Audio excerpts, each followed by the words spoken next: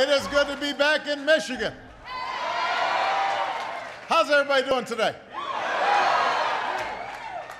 Now let me just start off by saying we have something in common. Both our teams lost yesterday. I mean, I would like to come here and talk a little smack about the Bears, but we didn't quite get it done. But it is wonderful to be back. It is good to see everybody in the great state of Michigan.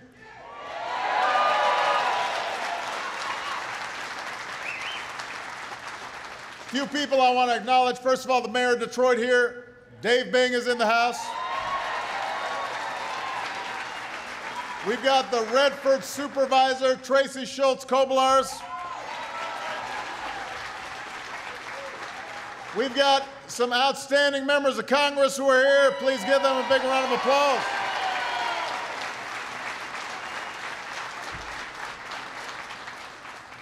I want to thank Martin for hosting us. I want to thank Jeff and Gibby for giving me a great tour of the factory.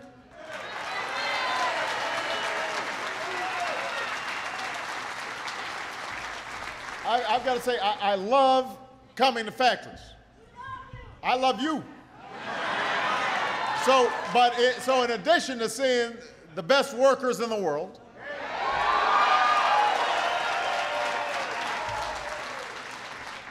you've also got all this cool equipment. I wanted to try out some of the equipment, but Secret Service wouldn't let me. They said, you're going to drop something on your head, hurt yourself. They were worried I'd mess something up. And Jeff and Gibby may not admit it, but I think they were pretty happy that Secret Service wouldn't let me touch the equipment. Now, it's been a little over a month since the election came to an end. So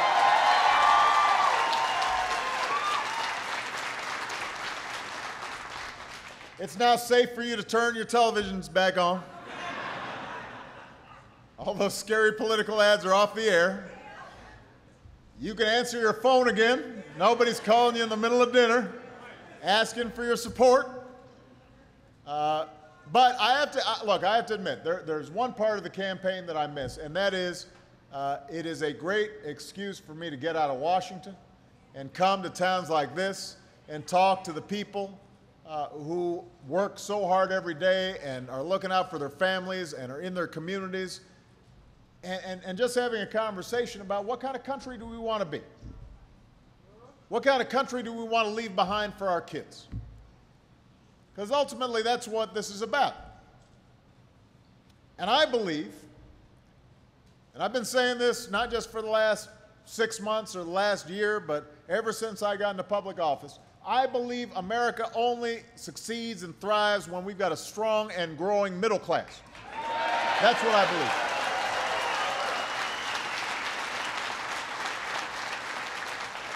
I believe we're at our best when everybody who works hard has a chance to get ahead. That they can get a job that pays the bills. That they've got health care they can count on. That they can retire with dignity and respect. Maybe take a vacation once in a while. Nothing fancy. You know, just being able to pack up the kids and go someplace and enjoy time with people that you love. Make sure that your kids can go to a good school. Make sure they can aspire to whatever they want to be. That idea is what built America. That's the idea that built Michigan. That's the idea that's at the heart of the economic plan I've been talking about all year long on the campaign trail. I want to give more Americans the chance to earn the skills that businesses are looking for right now and give our kids the kind of education they need to succeed in the 21st century. I want to make sure America leads the world in research and technology and clean energy. I want to put people back to work, rebuilding our roads and our bridges and our schools. That's how we grow an economy. I want us to bring down our deficits but I want to do it in a balanced, responsible way. And I want a tax code that rewards businesses and manufacturers like Detroit Diesel right here, creating jobs right here in Redford, right here in Michigan, right here in the United States of America.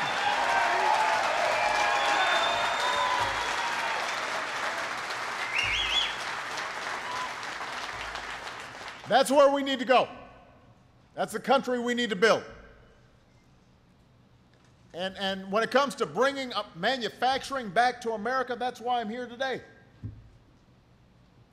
Since 1938, Detroit Diesel has been turning out some of the best engines in the world.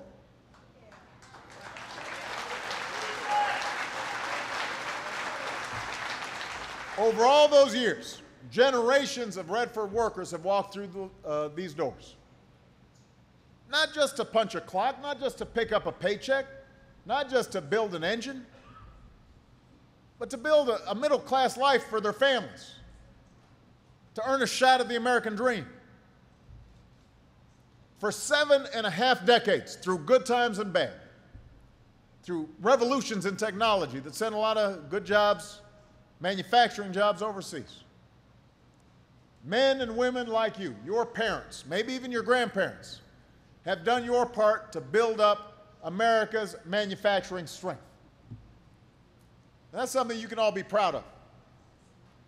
And now you're writing a new, proud chapter to that history.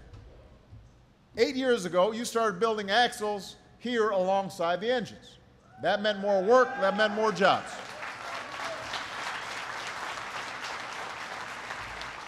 So you start seeing products, more products stamped with those three proud words, made in America. Today, Daimler is announcing a new $120 million investment into this plant, creating 115 good new union jobs, building transmissions and turbochargers right here in Redford.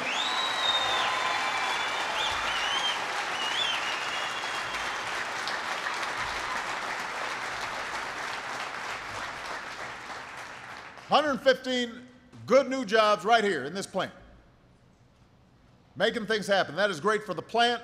It's great for this community. But it's also good for American manufacturing. Soon you guys will be building all the key parts that go into powering a heavy-duty truck all in the same facility. Nobody else in America is doing that. Nobody else in North America is doing that. And by putting everything together in one place, under one roof, Daimler engineers can design each part so it works better with the others. That means greater fuel efficiency for your trucks. It means greater savings for your customers. That's a big deal. And it's just the latest example of Daimler's leadership on this issue. Last year, I was proud to have your support when we announced the first ever national fuel efficiency standards for commercial trucks, which is going to help save consumers money and reduce our dependence on foreign oil. That's good news.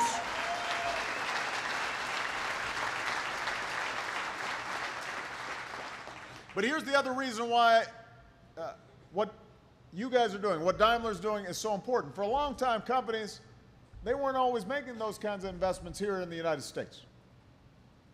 They weren't always investing in American workers. They certainly weren't willing to make them in the U.S. auto industry. Remember, it was just a few years ago that our auto industry was on the verge of collapse. GM, Chrysler were all on the brink of failure. And if they failed, the suppliers and distributors that get their business from those companies, they would have died off too. Even Ford could have gone down.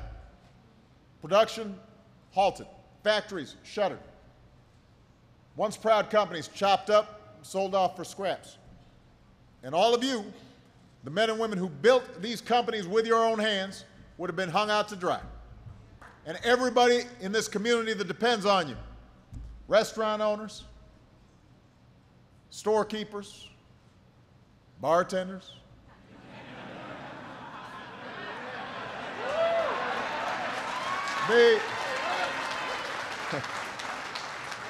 their livelihoods would have been at stake too. So I wasn't about to let that happen. I placed my bet on American workers. We bet on American ingenuity. I'd make that same bet any day of the week.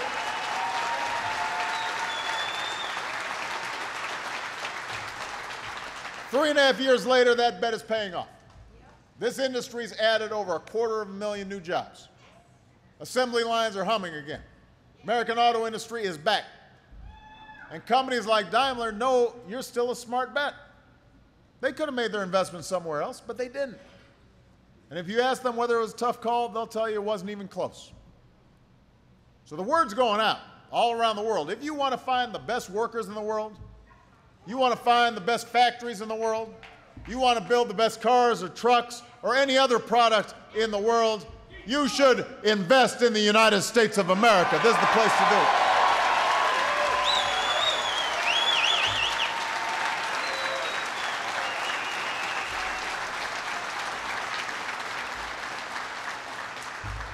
See, you're starting to see the competitive balance is tipping a little bit. Over the past few years, it's become more expensive to do business in countries like China. Our workers have become more productive. Our energy costs are starting to go down here in the United States, and we still have the largest market. So when you factor in everything, it makes sense to invest here in America. And that's one of the reasons why American manufacturing is growing at the fastest pace since the 1990s. And thanks in part to the boost in manufacturing, 4 years after the worst economic crisis of our lifetimes, our economy is growing again. Our businesses have created more than 5.5 million new jobs over the past 33 months. So we're making progress. We're moving in the right direction. We're going forward. So what we need to do is simple. We need to keep going. We need to keep going forward. We should do everything we can to keep creating good middle-class jobs that help folks rebuild security for their families. And we should do everything we can to encourage companies like Daimler to keep investing in American workers. And by the way, what we shouldn't do, I just got to say this, what we shouldn't be doing is trying to take away your rights to bargain for better wages or working conditions. We shouldn't be doing that.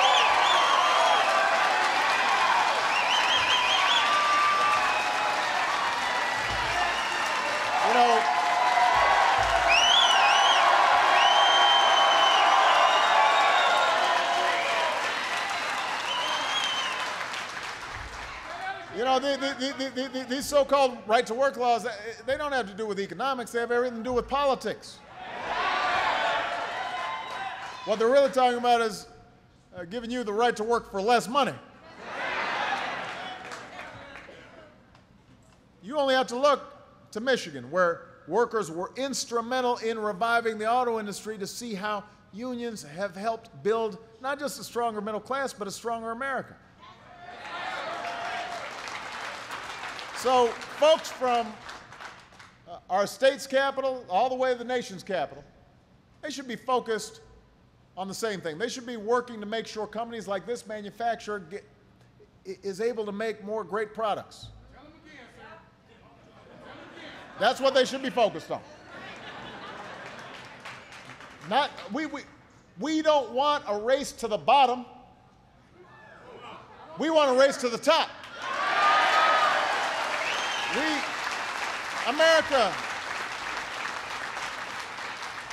America's not going to compete based on low skill, low wage, no workers' rights.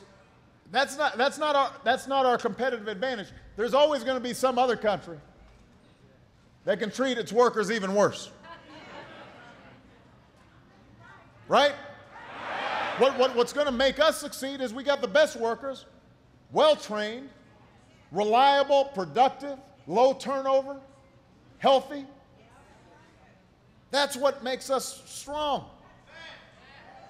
And it also is what allows our workers then to buy the products that we make, because they got enough money in their pockets.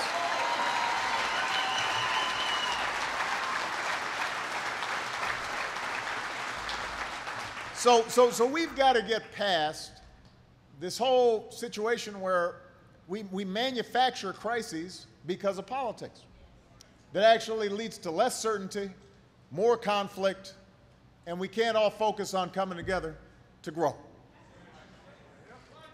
And the same thing, we're seeing the same thing in Washington. I'm sure you've all heard the talk recently about some big deadlines we're facing in a few weeks when it comes to decisions on jobs and investment and taxes. And that debate's going to have a big impact on all of you. Some of you may know this. If Congress doesn't act soon, meaning in the next few weeks, starting on January 1st, everybody's going to see their income taxes go up. It's true. Y'all don't like that, huh? Typical middle-class family of four will see an income tax hike of around $2,200. How many of you can afford to pay another $2,200 in taxes? Not you? No, I didn't think so. You can't afford to lose that money. That's a hit you can't afford to take. And by the way, that's not a good hit for businesses either. Because if Congress lets middle-class taxes go up, economists will tell you that means people will spend nearly $200 billion less than they otherwise would spend. Right? Consumer spending is going to go down. That means you got less customers, businesses get fewer profits, they hire fewer workers, you go in a downward spiral. Wrong idea. Here's the good news. We can solve this problem. All Congress needs to do is pass a law that would prevent a tax hike on the first $250,000 of everybody's income. Everybody. That means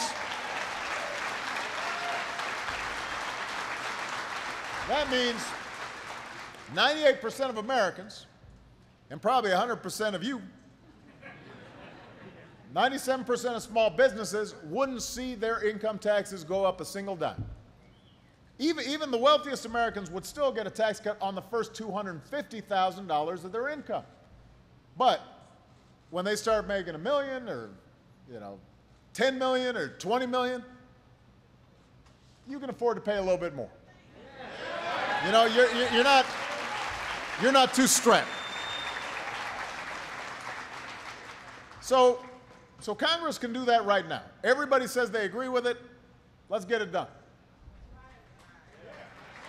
Now, so that's the bare minimum. That's the bare minimum we should be doing in order to grow the economy. But we can do more.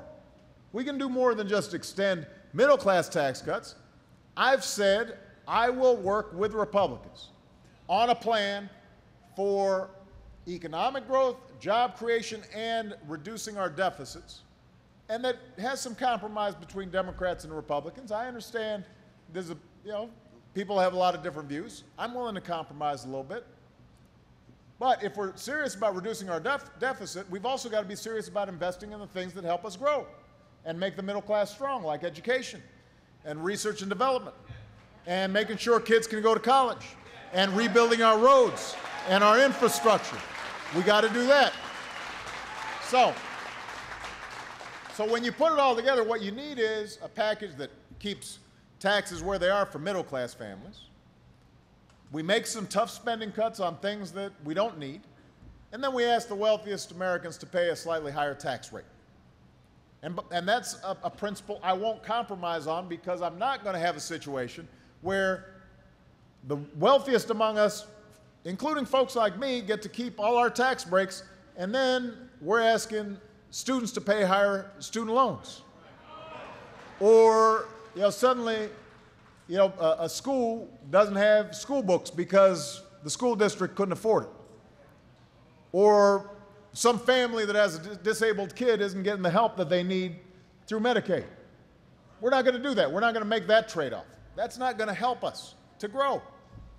Our economic success has never come from the top down. It comes from the middle out. It comes from the bottom up. It comes from folks like you working hard. And if you're working hard and you're successful, then you become customers, and everybody does well. Our success as a country in this new century will be defined by how well we educate our kids, how well we train our workers, how well we invent, how well we innovate, how well we build things like cars and engines, all the things that helped create the greatest middle class the world's ever known. That's how you bring new jobs back to Detroit. That's how you bring good jobs back to America. That's what I'm focused on. That's what I will stay relentlessly focused on going forward. Because when we focus on these things, when we stay true to ourselves and our history, there's nothing we can't do. And if you don't believe me, you need to come down to this plant and see all these outstanding workers. In fact, as I was coming over here, I was hearing about a guy named Willie. Where's Willie? Where's Willie right here? Where's Willie? Now, in case, where's Willie?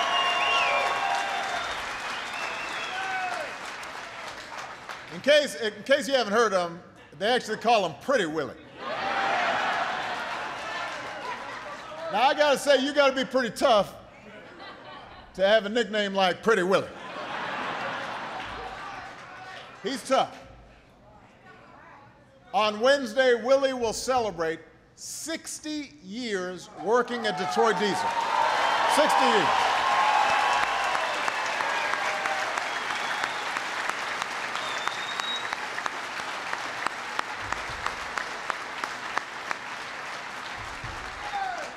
Willie started back on December 12th, 1952. I was not born yet. Wasn't even close to being born. He made $1.40 an hour. Only time he spent away from this plant was when he was serving our country in the Korean War.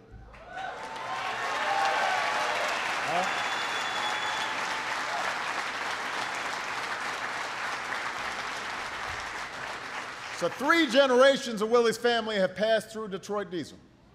One of his daughters works here with him right now, is that right? There she is.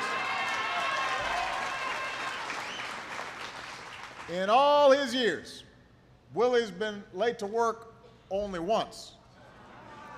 It was back in 1977. It's been so long, he can't remember why he was late. But we're willing to give him a pass. So Willie believes in hard work. You don't keep a job for 60 years if you don't work hard. Sooner or later, somebody's going to fire you if you don't work hard.